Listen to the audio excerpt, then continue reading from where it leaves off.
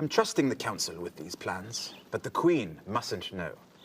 I can't have her meddling in affairs that could determine the future of the realm. There's too much at stake.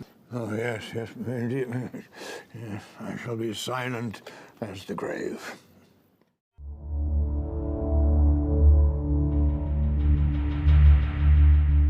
Brian Cogman wrote the script, and Alex Zakharov, our director, had the really inspired idea where each of those three scenes bleeds into each other. And so Tyrion is basically using the same ruse on three different men. It's a trick that comes straight from the book where Tyrion knows someone's been betraying the former hands and giving information to his sister, and he wants to know who it is. But remember, you must tell no one. Tell no one what? The scene is almost like a manifestation of how Tyrion's mind works, where all three of these pieces are the part of a whole, and you never would have gotten the sense of that you get from the scene if Alec hadn't shot it so brilliantly. The thing about Tyrion is he has respect for these men. He might not like them. He doesn't really like them, most of them, but he does respect them. He respects their minds and how crafty they are. He's not just trying to find a piece of information. He's trying to send a message about who the new sheriff in town is and how that sheriff operates. He wants everyone to know that he knows how this game is played. Oh, and remember, the Queen mustn't know. Rise. Remove your helm.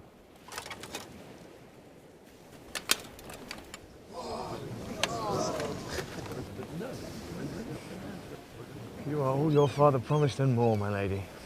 This is a deeply sexist world, you know, and this is not a world where women are knights, and women are expected to be, if they're highborn women like Brienne is, she's expected to be a wife. She's not expected to be someone who's fighting on the battlefield or fighting in a melee with someone like Loras. Yield! I yield!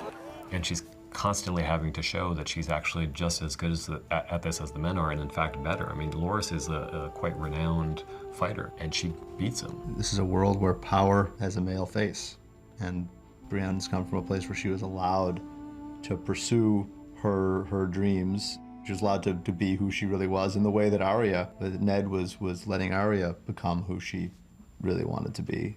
And if it please you, Brienne's enough. I'm no lady.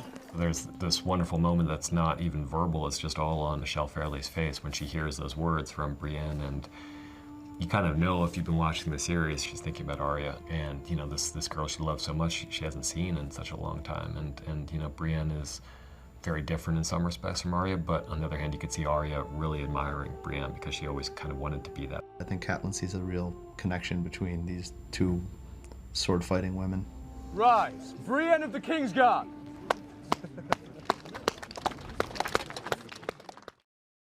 You'd have our father bow down to your other family. I have no other family. Don't you? Make your choice, Theon, and do it quickly. Our ships sail with or without you.